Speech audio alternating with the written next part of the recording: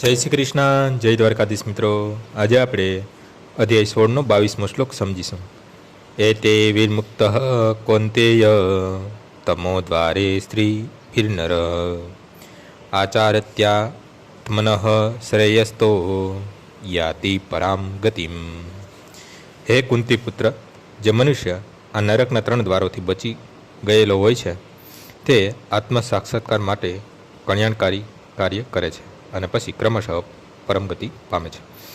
વ્યક્તિએ માનવ જીવનના આ કામ, ક્રોધ તથા લોભરૂપ શત્રુઓથી અત્યંત સાવધ રહેવું જોઈએ. જે મનુષ્ય આ 3 શ્રેણીથી જેટલો મુક્ત થશે તેટલું તેમનું જીવન શુદ્ધ થશે. ત્યારે તે વૈદિક શાસ્ત્ર વિહિત વિધિવિધાનોનું પાલન કરી શકે છે. માનવ જીવનના નિયામક સિદ્ધાંતોનું આચરણ કરવાથી મનુષ્ય પોતાને આધ્યાત્મિક સાક્ષાત્કારની ભૂમિકા તરફ અગ્રેસર કરે છે.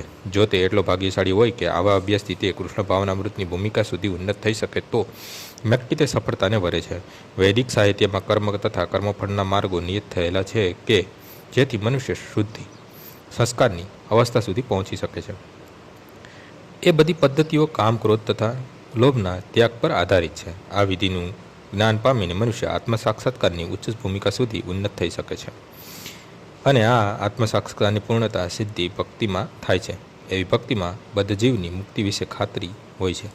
તેથી વૈદિક પદ્ધતિ પ્રમાણે 4 આશ્રમો તથા 4 વર્ણોનું વિધાન કરવામાં આવ્યું છે. વિભિન્ન વર્ણો માટે વિભિન્ન વિધિવિધાનોની વ્યવસ્થા કરવામાં આવી છે. જો મનુષ્ય તેમને અનુસરી શકે તો તે આપોઆપ જ આત્મ સાક્ષાત્કારના સર્વોચ્ચ પદને પ્રાપ્ત કરી લે છે અને ત્યારે તેની મુક્તિમાં કોઈ શંકાને સ્થાન રહેતું નથી. આજનો શ્લોક અહીં પૂર્ણ થાય છે. આવતીકાલે ફરીથી સવારે 6 વાગ્યે મળીશું. જય શ્રી કૃષ્ણ.